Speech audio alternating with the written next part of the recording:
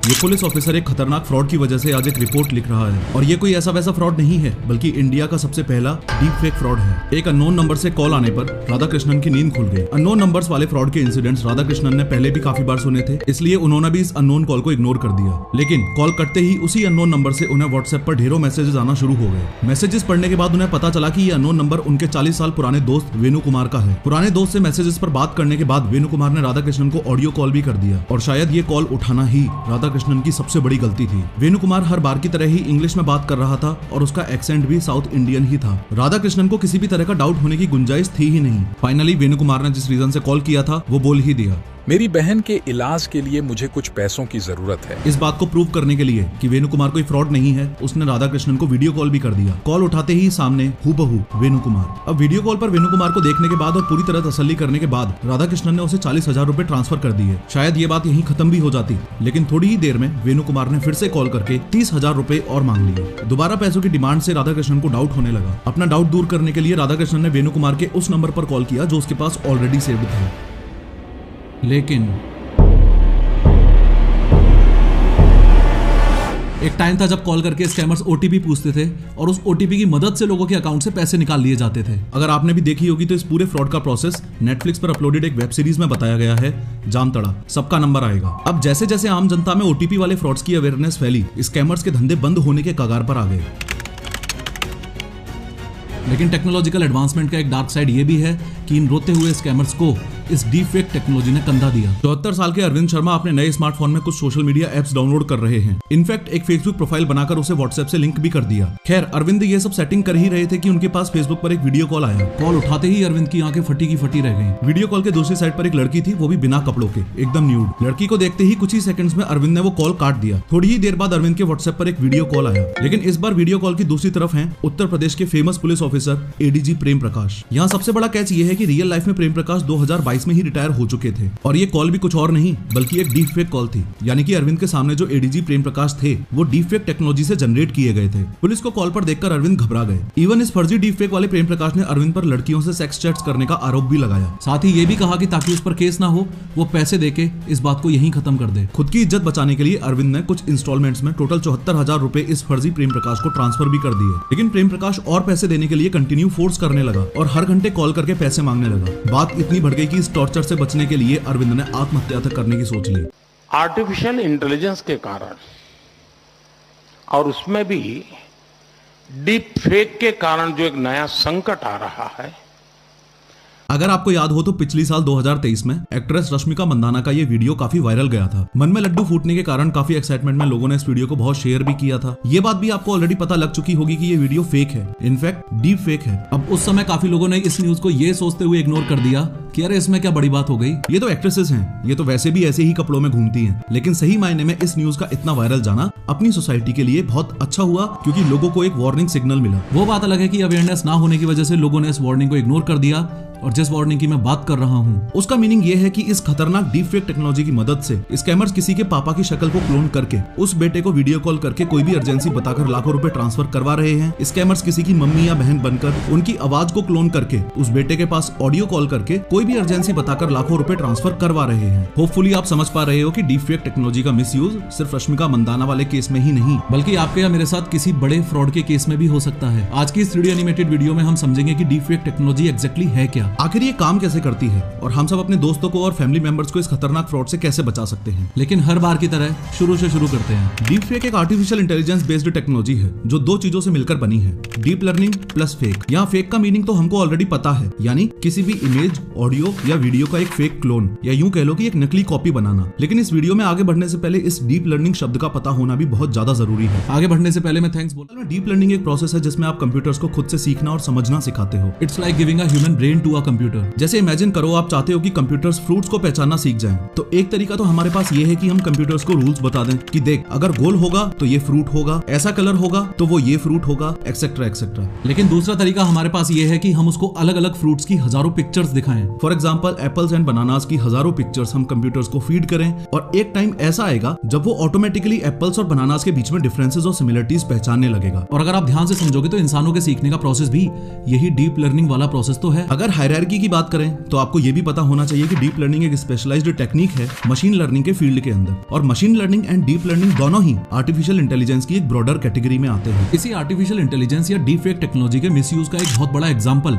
India में हाल ही में हुए रेसलर प्रोटेस्ट के दौरान देखने को भी मिला था। जो फोटो आपको अभी दिखाई दे रही है वो उस टाइम की है जब पुलिस ने रेसलर विनेश फोगाट और संगीता फोगाट को अरेस्ट किया था। लेकिन इन प्रोटेस्टर्स की छवि को खराब करने के लिए आईटी सेल वालों ने इस इमेज को डीप फेक की मदद से मॉर्फ कर दिया, इनको ऐसे हंसता हुआ दिखा दिया और पूरे सोशल मीडिया पर ये इमेज ये बोलते हुए वायरल हो गई कि देखो रेसलर्स ढोंग कर रहे हैं, मीडिया के सामने प्रोटेस्ट करते हैं लेकिन अकेले में अपने एजेंडा को लेकर कितने खुश हैं। सिंपल लैंग्वेज में आप ऐसे समझ सकते हो कि डीप फेक टेक्नोलॉजी में न्यूरल नेटवर्क्स बेसिकली दो एल्गोरिदम्स पर काम करते हैं। पहला तो ये जनरेटर और दूसरा है ये डिस्क्रिमिनेटर। जनरेटर के एल्गोरिदम को आप ऐसे समझो कि ये एक पेंटर है और डिस्क्रिमिनेटर के एल्गोरिदम को आप ऐसे समझो जैसे ये एक जज है। अब यहाँ जनरेटर का या यूं कह लो कि इस पेंटर का काम है किसी भी इंसान की फेक इमेज, ऑडियो या वीडियो को बनाना, और डिस्क्रिमिनेटर या यूं कह लो कि जज का काम है इसको फीडबैक देना और ये बताना कि जो इमेज जनरेटर ने बनाई है वो असल आदमी के जैसी बन चुकी है या नहीं। अगर उस असल आदमी जैसी नहीं बनी तो डिस्क्रिमिनेटर वापस इसको जनरेटर के पास भेजेगा और जनरेटर इसको और ज्यादा एक्यूरेट करेगा, फिर से सबमिट करेगा। अगर फिर से डिस्क्रिमिनेटर इमेज से सेटिस्फाई नहीं हुआ तो वापस जनरेटर के पास इमेज को भेज देगा, जनरेटर इसको ज्यादा एक्यूरेट करेगा, फिर से सबमिट करेगा। ये लूप या ये प्रोसेस तब तक चलता रहेगा जब तक असल आदमी जैसी इमेज नहीं आ जाती। इसी टेक्नोलॉजी का यूज करते हुए ऐसे ही फन के लिए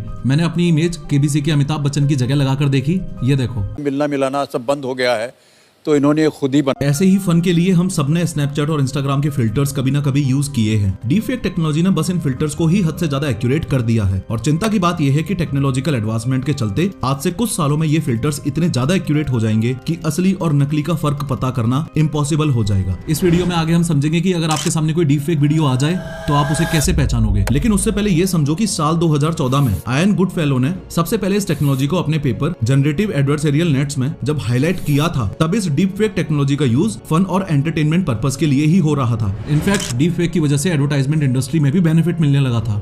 Malaria isn't just any disease, it's the deadliest disease there's ever been. Se dice que ha matado más de la mitad de la población que ha existido. بليون من المتاع مريض كوي. وما زالت تقتل طفلا كل دقيقتين. Mais nous pouvons y mettre fin. Nous savons comment, nous en avons la possibilité.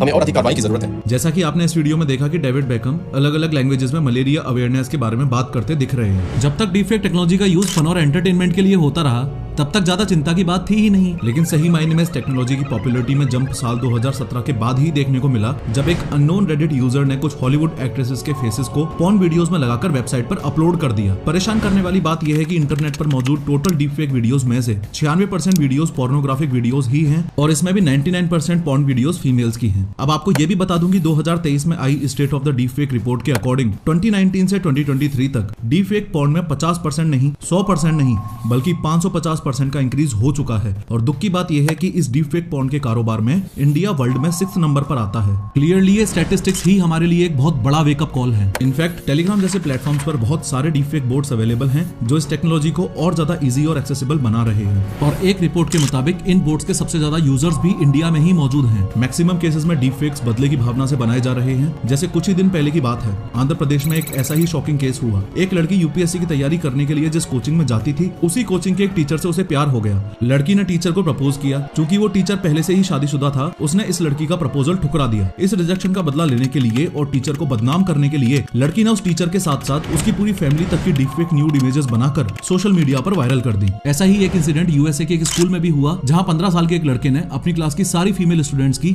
Deepfake से nude images बनाई और internet पे viral कर दी। अब एक important सवाल ये भी है कि अगर किसी का डीपफेक वीडियो या फोटो वायरल हो जाए तो क्या इंडिया में कोई ऐसा कानून है जिससे इन डीपफेक्स को रोका जा सकता है? तो आंसर है नहीं। सिर्फ आईटी रूल्स 2021 में इस तरह के कंटेंट को 36 घंटे में रिमूव किया जाना मेंशन्ड है। आप अंदाजा लगा सकते हो कि स्मार्टफोन एरा में 36 घंटे कितना ज्यादा टाइम है। भले ही वो वीडियो नकली डीपफेक हो, अपनी सोसाइटी में तो आस पड़ोसी उसको आग की तरह फैला देंगे और सभी व्हाट्सएप ग्रुप्स में वायरल कर देंगे। डीपफेक की मदद से एक और खतरनाक काम जो किया जा रहा है वो है पॉलिटिकल अनरेस्ट का। आज से कुछ महीने पहले इंडिया टुडे ने दिल्ली में एक स्टिंग ऑपरेशन किया, जिसमें ऐसे लोगों की भी बात सामने आई जो पॉलिटिकल पार्टीज का एजेंडा फैलाने के लिए डीपफेक वीडियो बनाने की सर्विसेज देते हैं और लाखों कमाते हैं। इन सर्विसेज देने वाले बंदों ने ये भी बताया कि वो 11 बंदों की डीप फेक वीडियोस बनाने के लिए 30 लाख रुपए लेंगे, HD क्वालिटी में वीडियोस देंगे और आम आदमी उस वीडियो को देखकर ये नहीं पहचान पाएगा कि असली वीडियो है या फिर डीप फेक वीडियो है। इवन इसी डीप फेक के यूज से पॉलिटिक्स में 2-3 बार ऑलरेडी बड़ी कंट्रोवर्सीज हो चुकी हैं। देखो कैसे। ये है अफ्रीका और इसमें यहाँ एक कंट्री है गबोन। यहाँ के प्रेसिडेंट हैं अली बोंगो। इनका ये डीप फेक वीडियो वायरल होते ही गबोन में हालत इतनी खराब हो गई थी कि सरकार गिरने की नौबत आ गई थी। इनफैक्ट गबोन की मिलिट्री ने अली बोंगो को प्रेसिडेंट पोस्ट से रिमूव करके सारा कंट्रोल खुद के हाथ में ही ले लिया था। रशिया यूक्रेन वॉर के दौरान भी कुछ ऐसा ही हुआ जिससे पूरे वॉर का आउटकम ही चेंज हो सकता था। इस वीडियो में यूक्रेन के प्रेसिडेंट जेलेंस्की अपने सोल्जर्स को रशिया के आगे सरेंडर करने के लिए कह रहे थे। अच्छा हुआ इस बात का पता पहले ही चल गया कि ये डीप फेक वीडियो है, वरना सोचो अगर यूक्रेनियन सोल्जर्स सरेंडर कर देते तो। इस बात से भी हम सब वाकिफ हैं कि कोर्ट के अंदर सब्सटेंशियल एविडेंसेस के बेस पर ही फैसले सुनाए जाते हैं। अगर कोई पर्सन ए किसी पर्सन बी पर कोई आरोप लगा रहा है तो जज फैसला सिर्फ सब्सटेंशियल एविडेंसेस के आधार पर ही सुनाता है। वीडियो और फोटोज ऐसे ही सब्सटेंशियल एविडेंसेस के पार्ट हैं। अब सोचो अगर कोर्ट में कोई डीप फेक वीडियो पेश करके किसी दूसरी क्राइम वीडियो पर अक्यूज्ड की शक्ल लगाकर दिखा दे तो। आज के टाइम डीप फेक का सबसे ज्यादा मिसयूज हो रहा है फाइनेंशियल फ्रॉड्स के केसेस में। ये सोचना एकदम गलत है कि डीप फेक फ्रॉड सिर्फ उन लोगों के साथ हो सकते हैं जो सेलिब्रिटीज हैं या जिनका काफी सारा ऑडियो वीडियो डेटा इंटरनेट पर पब्लिकली अवेलेबल है। इस बात का एक बहुत ही सॉलिड प्रूफ है 20 जनवरी 2023 को एरिजोना यूएसए में हुआ ये रियल इंसिडेंट। फोन उठाते ही जेनिफर के पैरों के नीचे से जमीन ही खिसक गई। फोन पर उसकी बेटी ब्रियाना रोती हुई बोल रही है, Mom, these bad men have me, save me.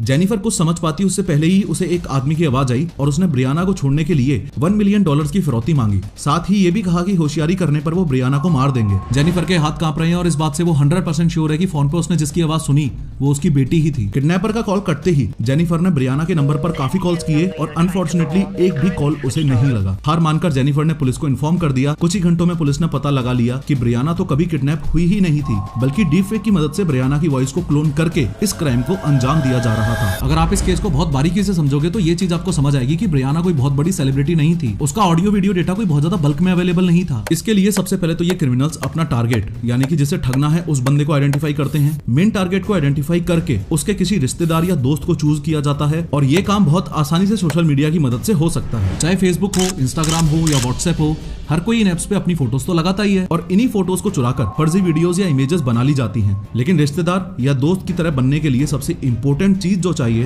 वो है आवाज। इसके लिए टारगेट के उस रिश्तेदार को कॉल करके उसकी आवाज को रिकॉर्ड किया जाता है। यहाँ सबसे बड़ा कैच ये है कि कॉल लंबा हो ऐसा जरूरी नहीं है, कुछ सेकंड्स में भी ये काम हो सकता है। किसी किसी केस में तो ये आवाज भी आपके सोशल मीडिया हैंडल से ही आसानी से मिल जाती है। हांगकांग की एक कंपनी में तो ऑनलाइन वीडियो कॉल की मीटिंग में एक ऐसा फ्रॉड हुआ जो टोटली अनबिलीवेबल है। कंपनी के फाइनेंस डिपार्टमेंट में एक वीडियो कॉन्फ्रेंस चल रही है जिसमें ऑफिस के काफी सारे एम्प्लॉइज मौजूद हैं। वीडियो कॉन्फ्रेंस को हेड कर रहे हैं उस कंपनी के CFO यानी चीफ फाइनेंस ऑफिसर। लेकिन शॉकिंग बात यह है कि इस फाइनेंस वर्कर को छोड़कर इस कॉन्फ्रेंस का हर एम्प्लॉय ही नकली है, यानी कि डीप फेक टेक्नोलॉजी से बना हुआ है और इतना ज्यादा असली दिख रहा है कि इस एम्प्लॉय को एक बार के लिए कोई शक भी नहीं हुआ। और कॉन्फ्रेंस के दौरान ही CFO ने इस एम्प्लॉय से 200 मिलियन हांगकांग डॉलर्स यानी कि करीब 207 करोड़ रुपए अपने अकाउंट में ट्रांसफर करवा लिए। खैर अब डीप फेक बनाना तो बहुत ही आसान काम हो गया है। अब सोच के देखो कि यही फ्रॉड आपके या मेरे साथ हो जाए तो। ये तो आपने देख ही लिया कि ये वीडियोस इतने रियलिस्टिक लगते हैं कि आसानी से तो डिफरेंस पकड़ा जा ही नहीं सकता। तो क्या करें, फिर से नोकिया 1100 यूज करने लग जाएं? ऑब्वियसली नहीं, लेकिन कुछ इंपॉर्टेंट बातों का ध्यान रखकर इस टाइप के फ्रॉड से बचा जा सकता है। सबसे पहले तो ये रूल ऑफ थंब बनाकर रखो कि अननोन नंबर से आने वाले वीडियो कॉल्स को तो किसी भी हालत में पिक करना ही नहीं है। पर अगर किसी रेयर केस में अननोइंगली आपने ये वीडियो कॉल उठा लिया तो आगे क्या करना है?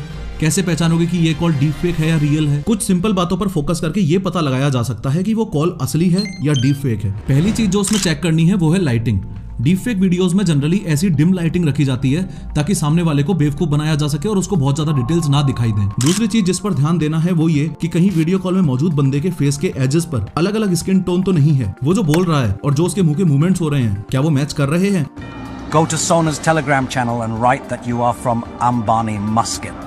She will help you make money. आखिरी चीज, कॉल के दौरान किसी भी तरह का डाउट हो रहा है तो उस बंदे को इस तरह से उसका हाथ अपने चेहरे के सामने से ले जाने को बोल दो। अगर वो डीप फेक होगा तो बंदा ऐसे ग्लिच करेगा। इस तरीके से अगर आप सामने वाले बंदे को उसके फेस का साइड व्यू दिखाने को बोलोगे तो भी यहाँ ग्लिच आएगा, क्योंकि डीप फेक और कुछ नहीं बल्कि सिर्फ एक मास्क है जो फेस के ऊपर सामने वाले हिस्से में AI की मदद से पुट किया जा रहा है। डीप फेक फ्रॉड से बचने का सबसे पहला और मोस्ट इंपोर्टेंट तरीका ये है, इन द फर्स्ट प्लेस ज्यादा से ज्यादा लोगों को ये पता तो हो कि डीप फेक फ्रॉड्स एग्जिस्ट करते हैं। टेक्नोलॉजिकल लैंग्वेज में इस चीज को डिजिटल लिटरेसी बोला जाता है, जिसको जिसको ये पता है कि डीप फेक क्या है, कैसे काम करता है और ऐसे कॉल्स को पहचानना कैसे है, उस इंसान के साथ डीप फेक फ्रॉड करना काफी मुश्किल है। क्योंकि इस वीडियो में हमने इस बारे में काफी डिटेल में बात की है, तो आई बिलीव एक अवेयरनेस कैंपेन के नाते हम सबकी ये एक मॉरल रिस्पॉन्सिबिलिटी है कि अपने अपने फैमिली और फ्रेंड्स व्हाट्सएप ग्रुप्स में इस वीडियो की लिंक को शेयर किया जाए। डीप फेक फ्रॉड से बचने का दूसरा तरीका उस फेमस कहावत की तरह है, जैसे लोहा लोहे को काटता है, जहर जहर को काटता है, वैसे ही डीप लर्निंग बेस्ड ऐसे एडवांस टेक्नोलॉजिकल टूल्स बनने चाहिए जो रियल वीडियो और डीप फेक वीडियो में डिफरेंस बता सकें। शॉकिंगली मैकेफी की एक रिपोर्ट के अकॉर्डिंग इंडिया के 69% लोग रियल वॉइस और एआई जनरेटेड वॉइस में डिफरेंस ही नहीं पता कर पाते हैं। इसके लिए मैकेफी ने एक AI tool project mockingbird launch किया है, जिसकी मदद से डीप फेक वीडियो का पता लगाया जा सकता है। लेकिन वीडियो डिटेक्शन का कोई भी टूल आज तक ऐसा डेवलप नहीं हो पाया जिसको देख के आप और मेरे जैसे लोग ये पता लगा सकें कि ये डीप फेक वीडियो है। इसलिए लोगों को डीप फेक के खतरों से अवेयर करवाना ही एक इकलौता सॉल्यूशन है। खैर, अपने इस पॉडकास्ट में मैंने डिटेल में आर्टिफिशियल इंटेलिजेंस के क्रेजी फ्यूचर और डिसएडवांटेजेस की बात की है, जरूर देखना।